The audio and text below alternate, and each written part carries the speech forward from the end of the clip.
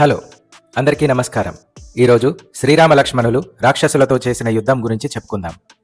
అడవి మార్గం గుండా ప్రయాణం చేసి మహర్షి విశ్వామిత్రుడు ఇంకా శ్రీరామ లక్ష్మణులు సిద్ధాశ్రమానికి చేరుకున్నారు. శ్రీరామ లక్ష్మణులకి ఆశ్రమంలోని మునులు ఘనంగా స్వాగతం పలికారు. ప్రయాణం చేసి అలిసి వచ్చిన వారికి నీరు ఇంకా పళ్ళని ఇచ్చారు. వాటిని స్వీకరించి శ్రీరామ లక్ష్మణులు ఆశ్రమంలో సేదదీరారు. ఆ రోజు సాయంత్రం మహర్షి విశ్వామిత్రుడు తన యాగానికి సన్నద్ధం అయ్యాడు. దీంట్లో భాగంగా మౌనవ్రతాన్ని చేపట్టాడు. యాగం ముగిసే వరకు తాను మౌనవ్రతంలో ఉంటాడు. ప్రయాణ మార్గంలో శ్రీరాముడు తాటకిని సంహరించాడు. ఇప్పుడు మహర్షి విశ్వామిత్రుడు తన సిద్ధాశ్రమంలో చేపట్టే యాగానికి సుబాహు ఇంకా మారీచ రాక్షసుల నుండి ముప్పు ఉంది. తాటకి వధ అనంతరం రాక్షసులు విశ్వామిత్రుడు ఇంకా శ్రీరామ లక్ష్మణుల మీద ఆగ్రహంతో ఉన్నారు.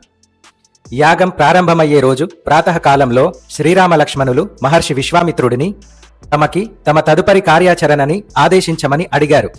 మౌనవ్రతంలో ఉండటం వలన మహర్షి వెంట ఉన్న మునులు యాగం 6 రోజుల పాటు జరుగుతుందని, తమ యాగాన్ని ఈ 6 రోజుల పాటు కాపాడవలసిందిగా వేడుకున్నారు. అప్పుడు శ్రీరామ లక్ష్మణులు తమ అస్త్రశస్త్రాలను చేతబూని యాగరక్షణ కోసం ఉపక్రమించారు. రాత్రింబవళ్లు నిద్రాహారాలు లేకుండా యాగానికి కాపలా కాస్తున్నారు. మొత్తం 6 రోజుల యాగంలో 5వ రోజు వరకు రాక్షసుల ఉనికి కనిపించలేదు. కానీ 6వ రోజు రాక్షసులు తప్పకుండా దాడి చేసే అవకాశం ఉందని శ్రీరామ లక్ష్మణులు చాలా అప్రమత్తంగా కాపలా కాస్తున్నారు.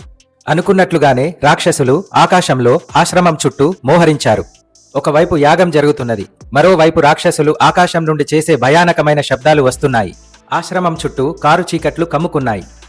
రాక్షసులు యాగాన్ని భంగం చేయడానికి ఆకాశం నుండి ఆశ్రమం మీద రక్తమాంసాలని వెదజల్లుతున్నారు. వారి ప్రయత్నాన్ని తిప్పికొట్టేందుకు శ్రీరాముడు లక్ష్మణుడిని మారీచుని మీదికి మానవాస్త్రాన్ని సంధించమని ఆదేశించాడు. లక్ష్మణుడు మారీచుని మీదికి మానవాస్త్రాన్ని సంధించాడు. ఆ అస్త్రం మారీచుడిని ఆకాశం నుండి కిందికి విసిరికొట్టి సముద్రం అంచుకి నెట్టివేసింది. శ్రీరాముడు తక్షణమే సుబాహు మీదికి తన ఆగ్నేయాస్త్రాన్ని సంధించాడు. దీంతో సుబాహు సంహరించబడ్డాడు. తర్వాత శ్రీరామ లక్ష్మణులు రాక్షసుల సమూహాన్ని చిటికలో అంతం చేశారు. రాక్షసుల సంహారంతో సిద్ధాశ్రమం చుట్టూ తిరిగి ప్రశాంతమైన వాతావరణం నెలకొన్నది. అలాగే మహర్షి విశ్వామిత్రుడి యాగం విజయవంతంగా పూర్తి అయింది. శ్రీరామ లక్ష్మణులకి అలాగే తమ తండ్రి దశరథునికి విశ్వామిత్ర మహర్షి తన కృతజ్ఞతలని తెలియజేశాడు.